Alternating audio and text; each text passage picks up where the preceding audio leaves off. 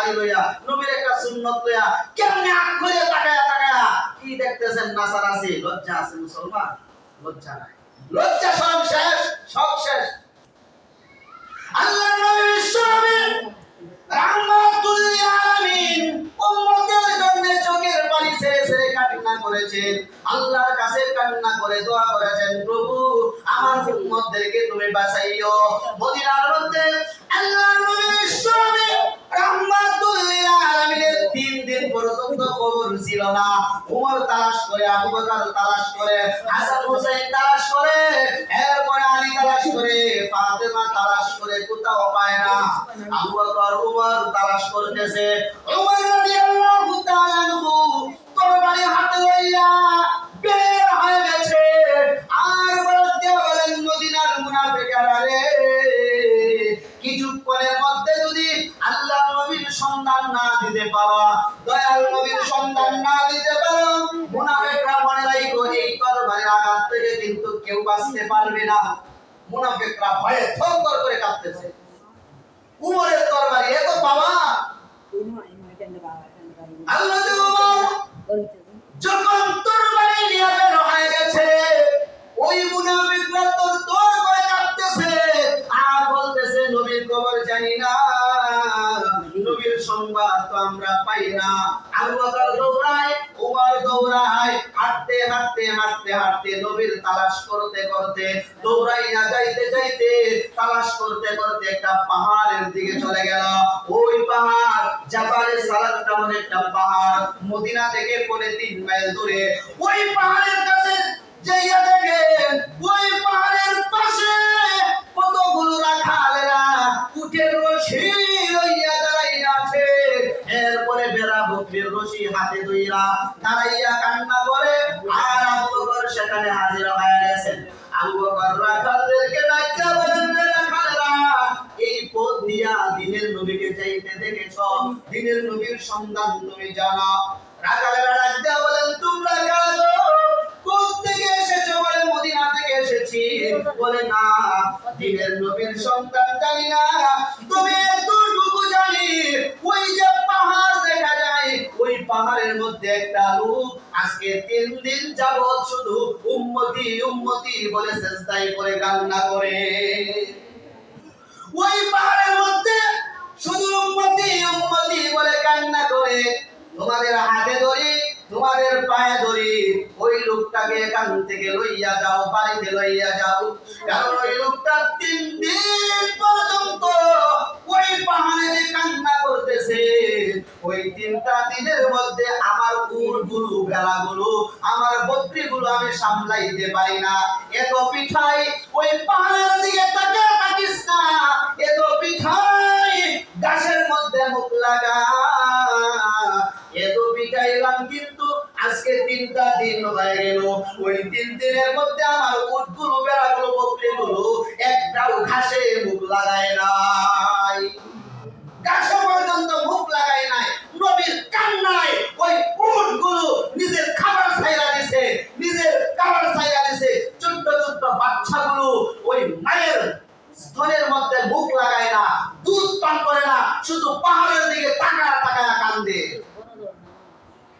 রাখালগুলো ডাক দিয়ে বলেন তোমরা ওই লোকটাকে গান থেকে লইয়া যাও এই কথা বলার পরে আবু বকর ডাক দিয়ে বলেন হে উমর দিনের নবীর সন্ধান পাওয়া গেছে যে লোকটার কান্না শুনে যে লোকটা পাহাড়ের মধ্যে থাকা অবস্থায় ওই উটগুলো নিজের খাবার চাইরা কান্না করে পাহাড়ের দিকে তাকাইয়া কান্দে ওই লোকটা দিনের নবী ছাড়া আর কেউ হবে না আবু বকর দৌড়ায় ওই পাহাড়ের দিকে উমর দৌড়ায় পাহাড়ের দিকে ওই পাহাড় বেয়ে বেয়ে যখন উপরের দিকে উঠে পাহাড়ের গুহার দরজার মধ্যে দাঁড়াইয়া তাকাইয়া দেখে আল্লাহর নবী বিশ্ব নবী সিজদায় পড়ে উম্মতের জন্য চোখের পানি ছেড়ে কান্না করে 3 দিন পর্যন্ত পাহাড়ের গুহার মধ্যে গিয়া নবীজি সিজদায় পড়ে কান্দে হায় আমরা সেই নবীর উম্মত নবীকে ছাইরা আমরা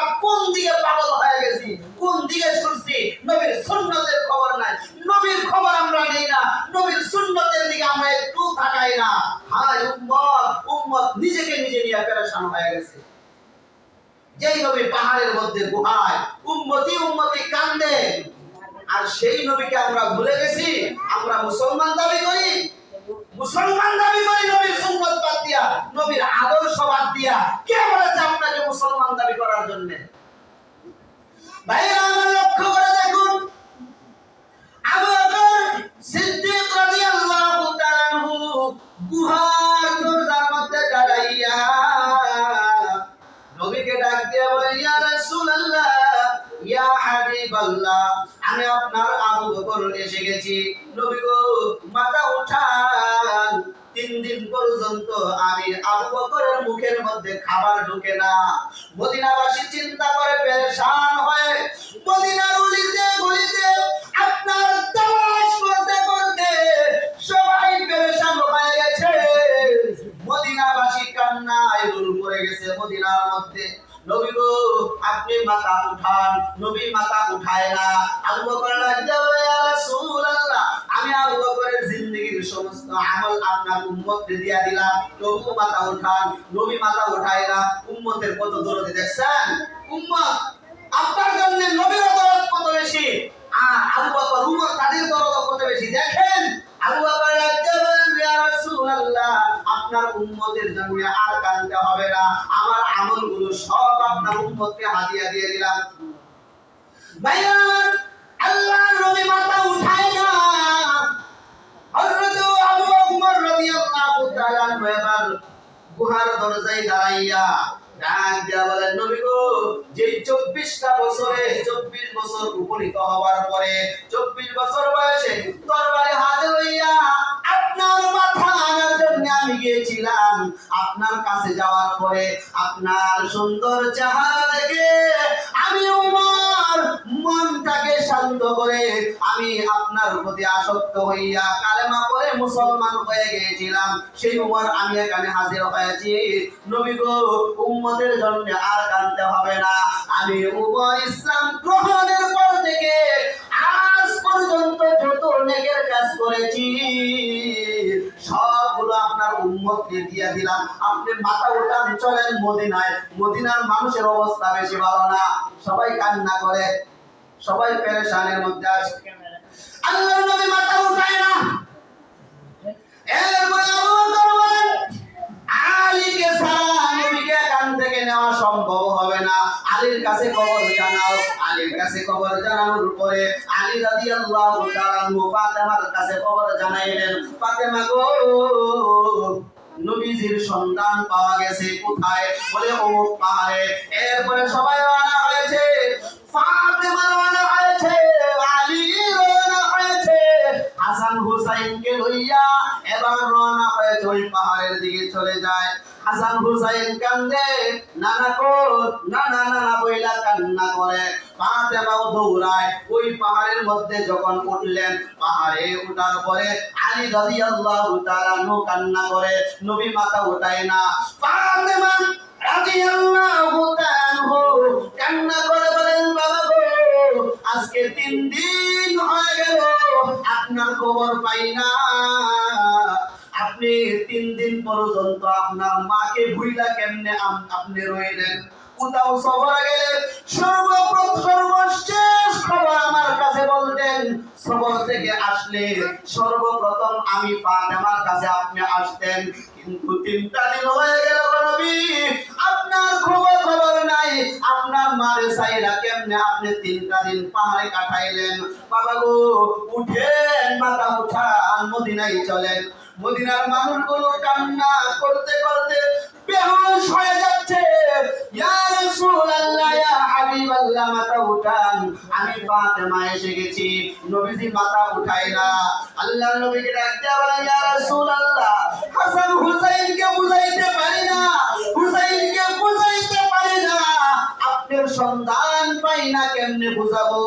আপনি মাথা উঠান। মাথা উঠায় না।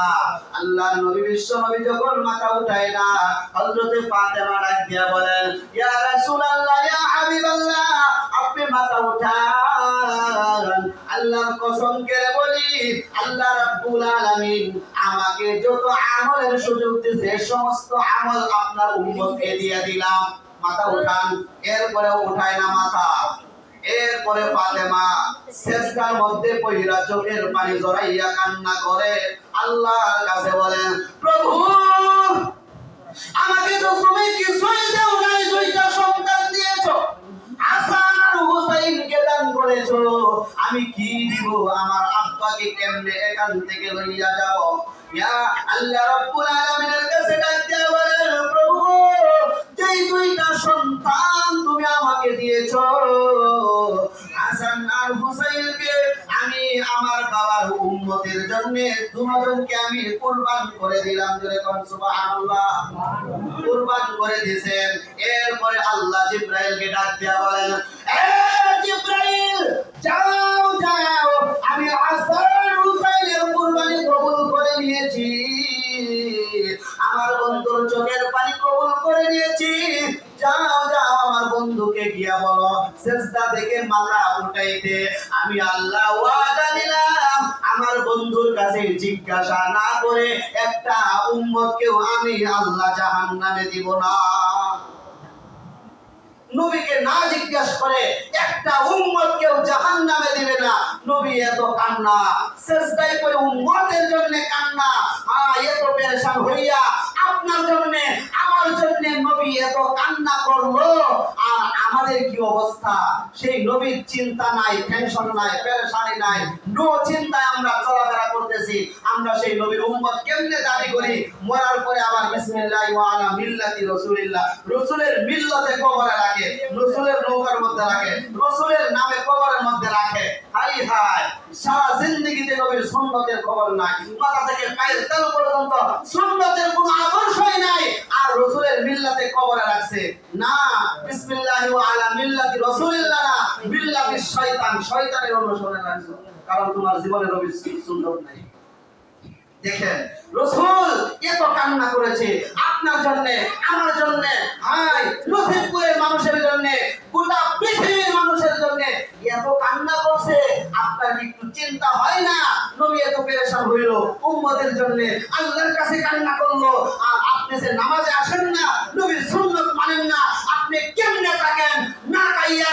মাসের পর মাস, বছরের পর বছর যদি থাকেন একটা মানুষ না খাইয়া, এটা আশ্চর্যের কিছু না। কিন্তু নবীর আদর্শ না মাইলা যদি আপনি থাকতে পারেন, এটা আপনার জন্য এটা আশ্চর্যের বিষয়। কেমনে থাকেন, কেমনে থাকেন নবীর আদর্শ মাইনা না মাইলা? কেমনে থাকেন নবীর আদর্শ? সেই নবীর অনুসরণে, নবীর সুন্নাহ তরিকা ভাই চলতে হবে, সেই নবীর আদর্শ মানতে হবে, আদর্শ সম্পর্কে আমাদের জানতে হবে, নবীর সুন্নাত সম্পর্কে আমাদের জানতে হবে, সন্তানদেরকে এই আদর্শ সম্পর্কে আমাদের জানাইতে হবে। তাহলে আমার সন্তানরাও একটা আদর্শ মানুষ বলে গড়ে উঠবে, আমরাও আদর্শ হিসাবে আমরা গড়ে উঠতে পারবো। ওই আদর্শ যদি আমরা না জানি, নবীর আদর্শ সুন্নাহ সম্পর্কে যদি না জানি, তাহলে তো মসজিদ থেকে আমরা দূরে থাকবোই। কি বলেন, ঠিক কিনা? আদর্শ না জানলে তো মসজিদ থেকে দূরে থাকবোই।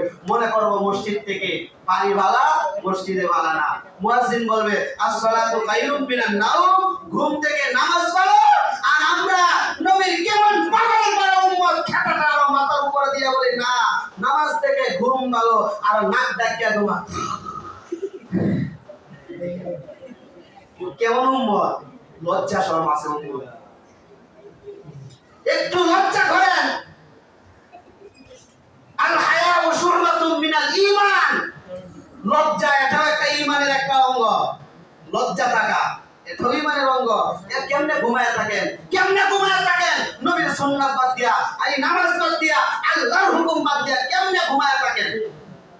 আল্লাহ তাআলা কোরআনে বলেন কিছু কিছু পণ্ডিত দুনিয়ার মধ্যে থাকবে, দুনিয়ার সব শিক্ষা করবে, কিন্তু দ্বীনের বেলায় জিরো, ইসলামের বেলায় জিরো।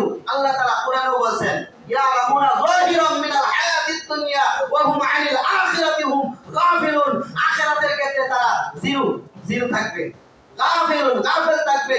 কিন্তু দুনিয়ার বেলায়, দুনিয়ার বাহ্যিক দৃষ্টিতে, দুনিয়ার টাকা পয়সা, দুনিয়ার ঘরবাড়ি, দুনিয়ার দোকানপাট, দুনিয়ার চাকরি, দুনিয়ার কৃষি, প্রত্যেকটা কাজ সম্পর্কে ভালো ধারণা আছে, কিন্তু আখিরাত সম্পর্কে কোনো ধারণা নাই। কি বলেন, এমন মানুষ আছে না নাই? এগুলো কি? এগুলি মানুষ নাও মানুষ। এগুলো মানুষ বলে না, অমানুষ এগুলো। এজন্য ভাই, আমরা মুসলমানের সন্তান, আমরা শুধু জন্মসূত্রে মুসলমান হলে চলবে না, আমলে আখলাকে আদবে আমরা মুসলমান হতে হবে। আল্লাহ তাআলা আমাদের সবাইকে, আমরা যেই নবী আমাদের জন্য কান্না করে চোখের পানি জড়াইছেন, সিজদায় করে কাঁদছেন, সেই নবীর মহব্বত অন্তরের মধ্যে এখন থেকে পয়দা করে আমরা যেন আখিরাতের প্রতি আসক্ত হতে পারি, নামাজের প্রতি আসক্ত হতে পারি, নবীর সুন্নতের প্রতি আসক্ত হতে পারি। আজকে থেকে যেন নামাজের প্রতি আসক্ত হইয়া আল্লাহর ঘরে রহমতের দরজা দিয়া ঢুকতে পারি। আল্লাহ তাআলা আমাদের সবাইকে সেই তৌফিক দান করুন, সকলে বলি আমিন।